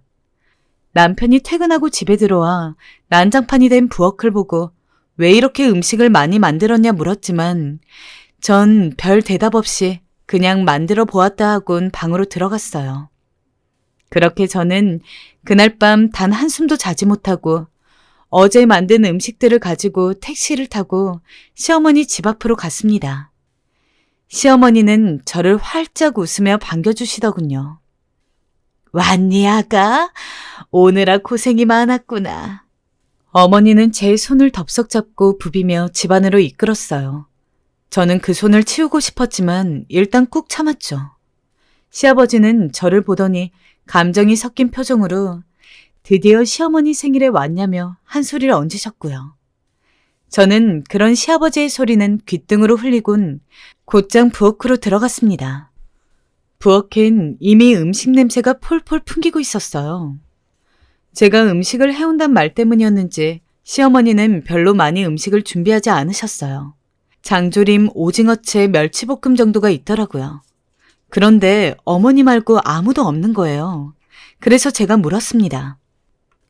어머니, 아가씨는요? 그런데 어머니께서 이렇게 말씀하시는 겁니다. 아유, 얘야. 걔 일하는 애잖아. 너야 집에 있는 애고. 하도 자기 바쁘다고 하길래 오지 말라고 했다. 기가 막히더라고요. 제가 집에 있고 싶어 있게 된 게 아니었잖아요. 유산을 하고 교통사고를 당한 다음 마음이 힘들어 집에 있게 된 건데 어머니는 저를 그저 집에 있는 사람으로 취급하시더라고요. 그래도 걱정하지 말아라. 내가 음식은 다 준비했으니 여기 반찬만 놓으면 된다. 어디 보자. 가져온 음식들 맛 좀 봐야겠다. 어딘지 좀 멍한 기분이었습니다. 그때 남편에게서 전화가 걸려왔습니다. 전화를 받자 남편은 평소보다 높아진 목소리로 물었어요. 설마 시댁에 간 거냐고. 전 맞다고 했죠. 그러자 남편은 깊은 한숨을 쉬며 어머니를 바꿔달라 하더라고요. 하지만 전 남편에게 괜찮다고 내가 알아서 하겠다고 걱정하지 말라고 했어요. 언제나 제 편을 들어준 남편이었고 제 든든한 버팀목이 되어준 남편이었지만 이번만큼은 제가 해결하고 싶었어요. 저는 그렇게 남편을 다독이고 난 뒤 전화를 끊고선 파스 붙인 손으로 음식을 또 만들기 시작했습니다. 해온 음식들을 다시 굽고 전을 부치고 튀기고 그 사이 시어머니는 옛날 버릇이 또 튀어나온 건지 잔소리를 계속 해댔어요. 아니 얘 이거 너무 짜지 않니? 내 친구들은 이렇게 짠 거 못 먹어. 간장을 적당히 넣었어야지. 아이고 이거 저는 다시 구워라. 모양이 이게 뭐니? 명색이 시애미 생일인데 좀 더 정성을 발휘해야지. 그 잔소리를 반복해서 듣다 보니 어느새 낮 3시가 되었고 어머님 친구들이 하나둘 들어오시기 시작했어요. 어머님 친구들은 반가운 목소리로 서로 인사하고 저는 묵묵히 전을 부쳤습니다. 몇몇 어머님 친구들께서 저를 알아보시고 인사하셨지만 전 어두운 표정으로 인사를 받았죠. 이젠 비참할 지경이 되었거든요. 어머님은 친구들이 오자 부엌은 내팽겨치고 친구들에게부터 미주알 고주알 얘기를 나누기 시작했고 음식 만들기는 모조리 제 몫이 되었습니다. 친구분들이 며느리 고생시키는 거 아니냐고 도와주라 몇 마디 했지만 꿈쩍도 안 하시더라고요. 시아버지께서야 당연히 흘끗 쳐다보기만 할 뿐 손까딱도 하지 않으셨고요. 그때 전을 부치다 뜨거운 기름 한 방울이 얼굴로 튀어올랐습니다. 저는 저도 모르게 비명을 질렀습니다. 그러자 어머님이 부엌으로 들어와 무슨 일이냐 물었죠. 기름이 튀었어요. 에이그, 조심 좀 하지. 음식 끝나가지? 네, 어머니. 얼른 상 차려라. 어머님은 마치 종을 부리듯 명령조로 제게 상을 차리라 했고, 저는 얼굴을 찬물에 씻지도 못한 채 곧바로 음식을 상에 하나하나 올려놓기 시작했습니다. 그런데 이 상을 들고 부엌에 나가야 하는 순간 도저히 걸음이 안 떼어지더라고요. 어머니의 뒷담화가 들려버렸거든요. 아니, 그러니까 네 며느리가 유산을 2번이나 있다고? 아니, 너 손주 그러다 못 보면 어쩌니? 그러게 말이다. 얘가 귀신이라도 쓰인 건지 뭔지 자꾸 애를 잊는데 걱정이 되어 죽겠다.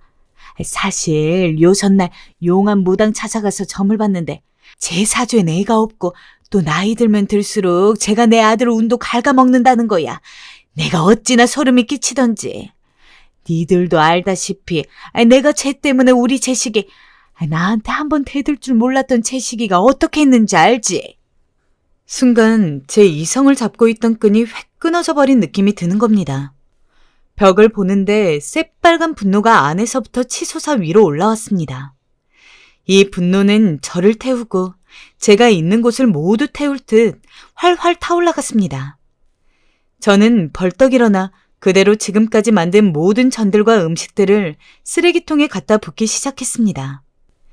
게장, 전, 갈비찜, 멸치들, 이 모든 것들이 뒤죽박죽이 되어 쓰레기통에 넣어져 하나로 섞이는 걸 보자 쾌감이 들어요.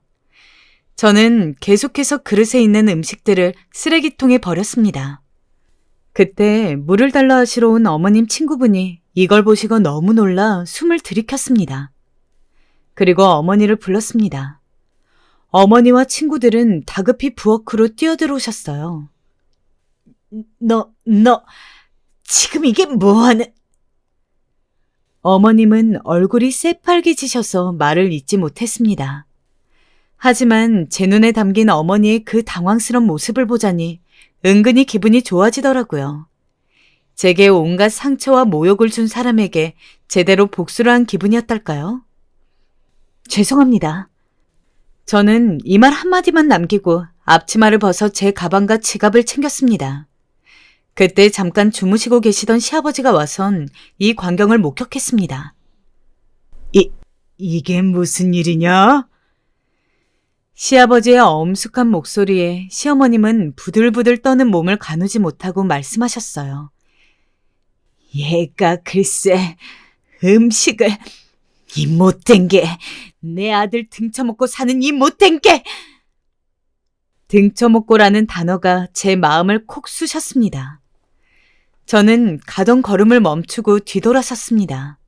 그리고 말했습니다. 어머님, 말씀 가려하세요. 너 지금 애 떨어진 거 화풀이라도 하는 거니? 그게 우리 탓이야? 어디서 감히 이런 못돼 먹은 짓을 해? 네 부모한테 그것밖에 못 배웠어? 이게 어디서 눈을 똑바로 뜨고 시어머니한테 감히... 내가 며느리한테 생일상 한번 못 봤니? 아주 죽어야겠구나. 죽어야겠어. 내가 너무 오래 살았어. 역시나 시어머니의 친구들은 한 소리씩 더 끼얹었어요. 어디서 그따위 예의를 배웠냐. 요즘 애들은 시댁 공경할 줄을 모른다. 하나같이 뻔한 소리들이었죠. 전 하고 싶은 말을 다 하고 가자는 심정으로 또박또박 말을 했습니다. 저 지금까지 많이 참았어요. 어머니께선 지금껏 제 생각 감정 같은 거 단 한 번도 신경 쓰신 적이 없었어요. 저한테 뭐 부탁하시는 것도 당연하게 하셨고 다른 며느리들은 눈치 보시면서 저는 만만하니까 편하게 대하셨잖아요. 무슨 날만 되면 괜히 절 불러서 일 시키시고 김장김치 담그실 때도 저만 불러서 고생시키시고 아닌가요? 제가 만만했던 거잖아요. 전 그 말을 하고선 집 밖으로 나왔습니다. 그리고 마지막으로 시어머니 얼굴에 김치전 하나를 붙여드리고 나왔어요. 얼마나 통쾌하던지요. 그 놀란 얼굴을 보니 10년 묵은 갈증이 내려가는 듯 했어요. 그 후 저와 남편은 시댁과 교류 없이 아주 잘 살고 있고 시어머니는 아직까지도 저희에게 빌고 있습니다. 아, 그리고 한 가지 좋은 소식은 얼마 전 건강한 아이도 출산했답니다. 시어머니는 아이 얼굴 한 번만 보게 해달라 하고 계시지만 저흰 그럴 생각이 없고요. 여러분께서도 살다 보면 시댁일로 참을 수 없을 때가 계실 거예요. 저도 옛날엔 참는 게 미덕이라 생각하고 참았지만 지금은 아니랍니다. 여러분도 모두 소중한 귀한 딸이에요. 그 순간 전 시어머니에게 김치전을 내던지며 저희 엄마 생각을 했답니다. 귀한 딸이신 여러분들께서도 아무리 시어머니 앞이라 해도 기죽지 마시고 할 말은 다 하시길 바랄게요. 다들 건강 조심하시고 힘내세요.